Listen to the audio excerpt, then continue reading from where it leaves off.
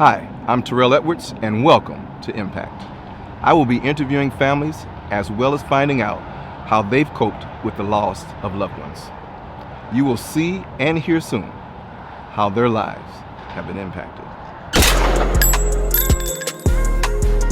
Police are now beginning an investigation into the murder of a teen. You know, you want your kids to bury you. You don't want to bury your kids. And we did try speaking with Johnson's family today. They were not ready to talk with us on camera. Loved ones tell me this was not the outcome that they were expecting.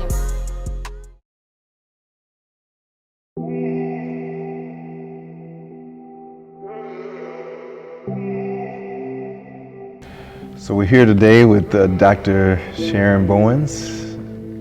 Dr. Bowens, it's good to have you here with us, and thank you for agreeing to come.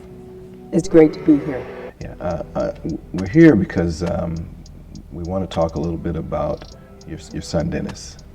And Dennis, from my understanding, in 2018 was taken from you by a reckless car driver in Atlanta, going 89 in 35-mile-an-hour zone.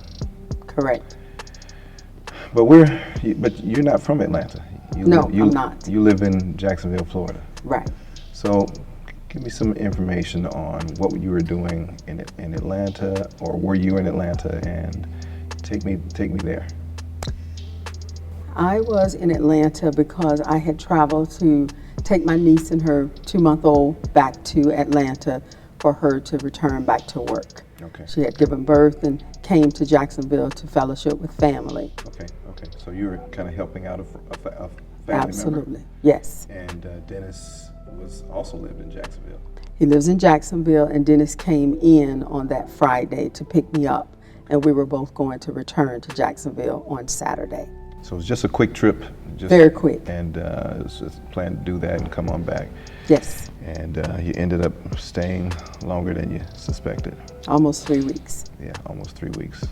Sorry to hear that. Mm-hmm. So, with that in mind and what happened,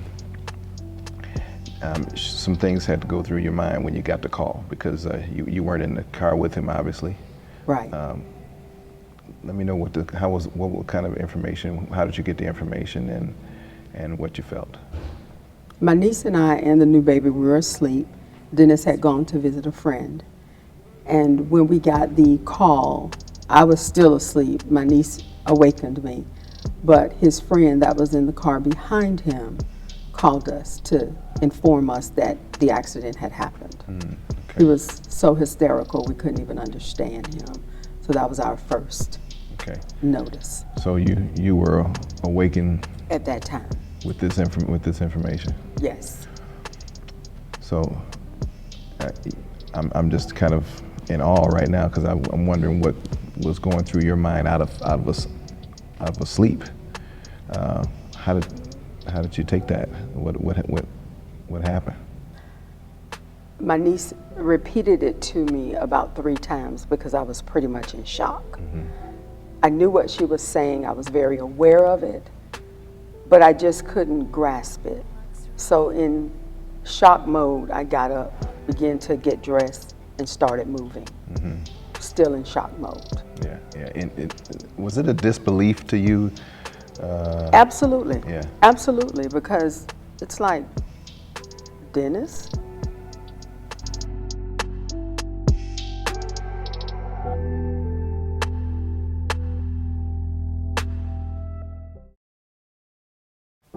Are you still in contact with the best friend to this day? Oh yes, he's like a bonus son for me. Yeah. How is he doing? He's doing pretty good. He still gets counseling and therapy. Okay. Because for many months and a few years, every time he closed his eyes, that's all he saw. Mm-hmm. It was very difficult to sleep and to rest, and it was very hard for him, but he is progressing and getting better. Good. Now this was 2018. Yes, it was. And now we're 2022. Mm-hmm. How are you? Was this your only son? This was my only son. Okay. My baby boy, our baby boy. Your baby boy. Mm-hmm. And he's a junior. So he is. I'll talk he a is little bit definitely about his father's son. Yeah. Mm-hmm. So with that being your baby boy and your only son, I'm sure that also that adds to the emotional. I mean, it's hard to lose any child, but tell me a little bit about what Dennis Jr. was like and what he was about. Dennis Jr. was a very strong personality. He was always very jubilant and very joyful. He changed the atmosphere in any place he arrived, even from a little boy. He was Dennis from the time he was born. He was well loved, he was very popular, he had a great heart. He always helped others. The impact of what he did in his 33 years, we were amazed. We didn't realize the great man he had become. What's some of the things that he He always donated and assisted with foundations and nonprofits and was very active at our church. And he's always been very active from a little boy, even growing up in the Baptist church. And when we became connected with our pastor, Dr. Enola, he was very, very servitudeable. He always served and always wanted to help. He could see a stranger and could give him a word of wisdom or knowledge and help him. Oh, wow, wow. That's awesome. Sounds like an incredible man. He really is. Now, Dr. Bowens, one of the things I understand that Dennis was also, he wasn't a small guy. Oh, no, he wasn't. Yeah. I mean, 6'3". 6'3", about 350 pounds. We called him our gentle giant. He was a towering angel. Yeah. He was big in stature but had a heart of gold. He was a very, very sweet spirit. And he was very kind. He served his father and I. He served our pastor. He spent time with his friends. He worked a full-time job. He was an entrepreneur with a food truck, created his own business, My Cousin's Kitchen. My Cousin's Kitchen was My Cousin's Kitchen, and he was very effective at it. And he did so many things. Our pastor made the statement, I don't know how. He had enough hours in the day to do what he did. And I think the greatest thing that he did was serve our mom, his grandmother. He was her end all be all, and he served her. And she has not been the same since he transitioned. Now, when you say not been the same, what type of challenges has she had, if that's what you meant? She seems to have advanced cognitively. She has not been diagnosed with anything specifically, but there are a lot of challenges that she's experiencing. And she's went through a series of medical challenges. She hasn't been mobile since 2017, but when Dennis transitioned, it just seemed that it was hard for her to continue to press and try to rehabilitate even more. And at this particular time, she's far advanced, and she's probably going to be in a facility for quite some time, or to reside there.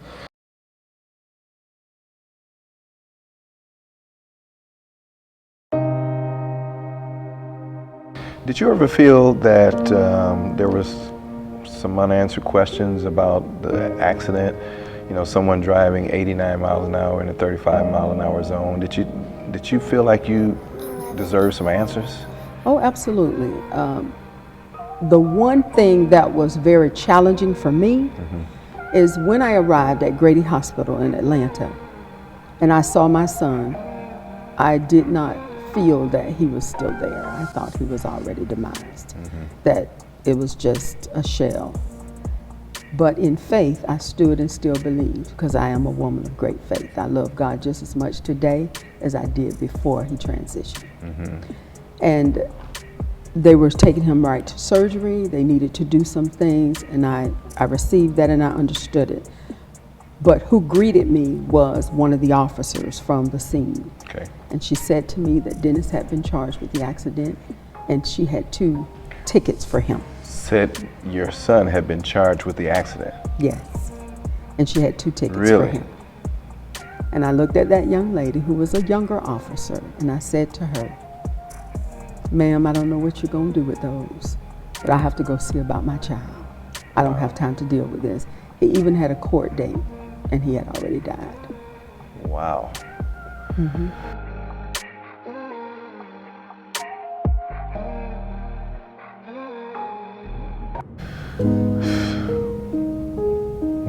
Now, what I mean, how do you handle that? I mean, and thinking about an institution where we should protect and serve.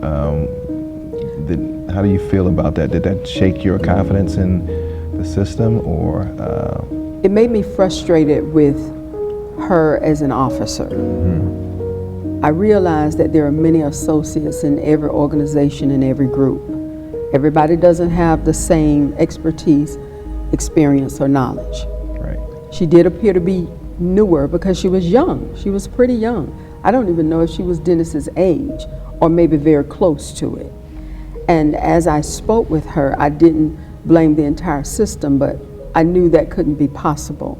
I said, ma'am, you're telling me that you watched the footage and it proves that he pulled in front of this young lady and was charged.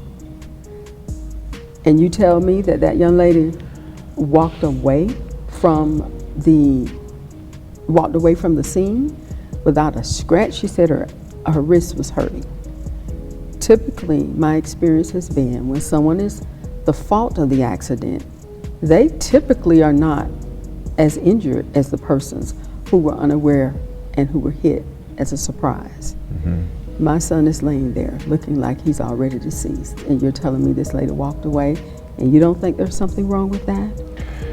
Now, when you say walked away, are you suggesting that there was no investigation further on the speed that she was driving, or it was a female? You said she, right? It was a female. At the scene of the accident, she threw out a name who we later understood was her father, who was a past judge or past mayor of Atlanta. When she threw that name out, everyone at the scene, from what I understand, panicked. And they were walking on eggshells because she told them she would have their jobs. Some of this came out in the video footage from the cam, the officer's cam. So she was allowed to leave the scene. Someone came and picked her up. She didn't get breathalyzed. She didn't get required to go to the hospital. She didn't get any citations. They did no further investigation. They just made the statement that he pulled in front of her, caused the accident, and they were going to put it to bed. He would have just gone to Tallahassee as just another, motor vehicle accident with fatalities. Okay. And we pursued that. That's the only reason we got answers, because we did need answers. And we were not getting them from what we had realized and what was shared with us at that time. And our attorney advised us to pursue it, and that's what we did. Yeah. And how long was your pursuit in getting information? It took, the first thing we did was had to find out who was the state attorney for the county. Okay. She hit him in DeKalb County, and once you cross the light and get across the street, it was Fulton County. Oh. And because the impact knocked him completely into the other side of the intersection, they named the cause of death in Fulton County. We found out who the state attorney was, and it took us several months to get a meeting on his calendar. Okay. Now, when did you bury your son? We buried our son on September 15th, 2018, because there was a process to laying him to rest. Okay. He was killed in Atlanta, but was going to be laid to rest in Jacksonville. You cannot bring a deceased body across state lines without being embalmed first. So we had to go through the horrors of going to the mortuary in Atlanta, waiting for the coroner's office to release the body, name the county, and state the death. Then we had to go through the mortuary so that they can embalm him, go through that process, and prepare to fly him to Jacksonville. So almost a month after, and you still were unable to lay your son to rest. And not only that, when you did, you still have a open, I guess, a situation here where you don't have any answers. We did, and in all fairness to Grady and the city of Atlanta, who has been more than gracious to us. He passed away on the 4th, and it was only a few days. We did have to stay there a few days before they would release the body and allow us to do what we needed to do. And then we traveled back to Jacksonville, and it was more than a week before we could finally do the services, just to get everything together. And so that's when it happened on the 15th. So had to do another mortuary when we got home, so that we could take care of all the true final things.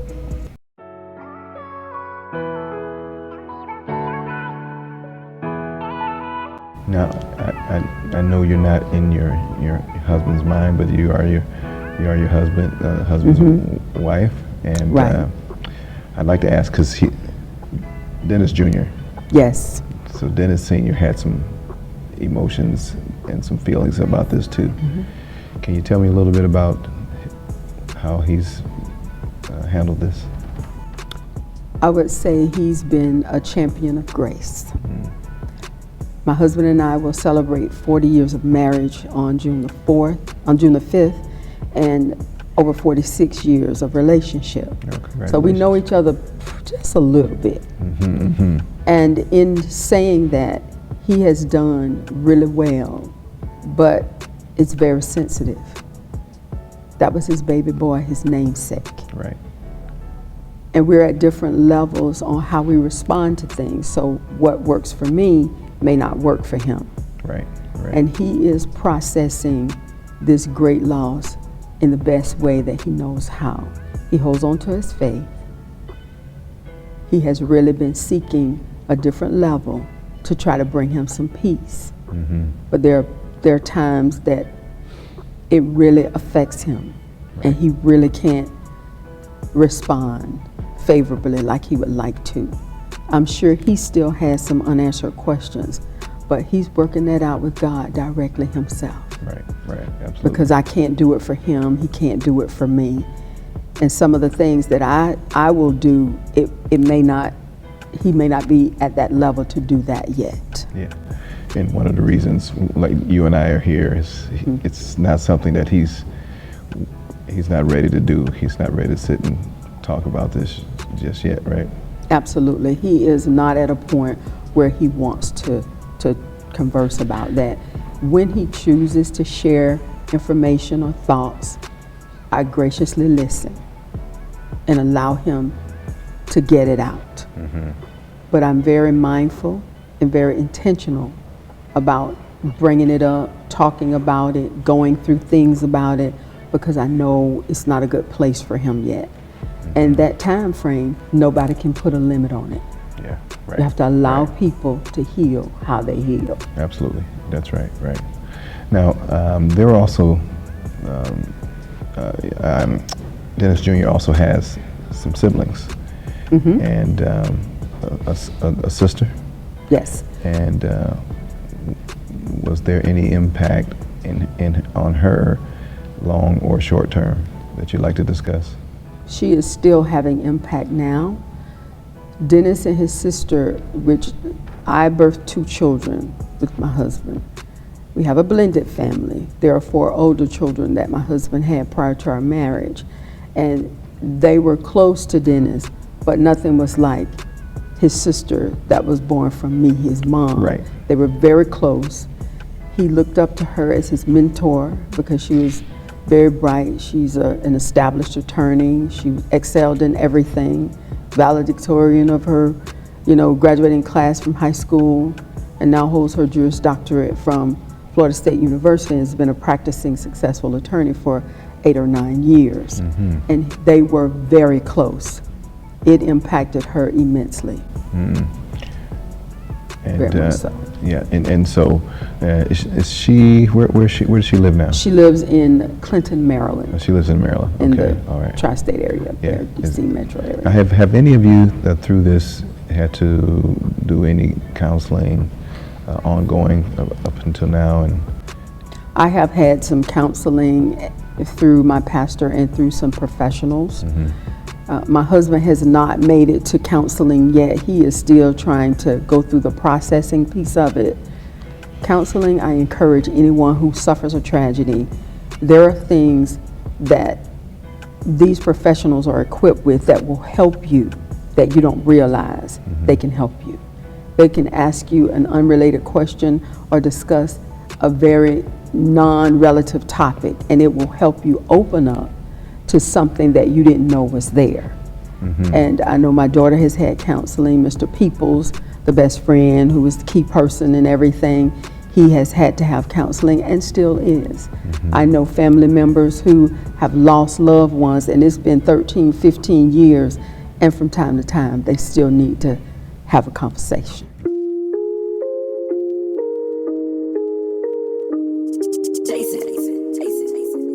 I don't know if you noticed or not, but you light up when you describe Dennis Jr. And one of the things that we talked about is that he helped a lot of people, but he also was a singer. Yes, he was. He was on the worship team. Yes. And did he have a song that he loved? Was there any songs that make you think about him? Oh, absolutely. Well, when it comes to worship, he just loved music, period. But the most impactful music was Beyonce. Oh, yeah? He couldn't sing her at church, Oh, yeah? but he loved Beyonce. Is that right? And it was too big to bring or to show, but there is a custom blanket that a lot of the mortuaries create and personalize for families now. And I had that one matted and framed. And it's hanging in my living room as a backdrop. Wow, okay. And Beyonce is in the background and he's in the front, looking like he normally looks. He had that smile always and brought joy in every place he came into. But he was more of a supportive singer. He didn't lead and get out front, but he could. But he enjoyed worship and music, and I think he got that music part from me. My dad was a professional musician and an entertainer, and it kind of fell on down, and he just jumped right on in with it. And that brings so much joy. Music is a healing potion that many people don't even understand the impact it can have. Yes, indeed. Yes, indeed. So, but to go back to your point, I think that's a pretty nice point. Is when you think Beyonce, you kind of think Dennis Jr. probably. Huh? Absolutely. Anytime I hear a Beyonce song, I say, "Hey, Dennis." Yeah, man. I hear you. I feel you. That's awesome. That's awesome. Well, you know what? Beyonce will be happy to hear that. Oh yes. Oh yes. Yeah. Now, there's some other things have impacted. This situation has impacted you in a different way, but in a more positive way.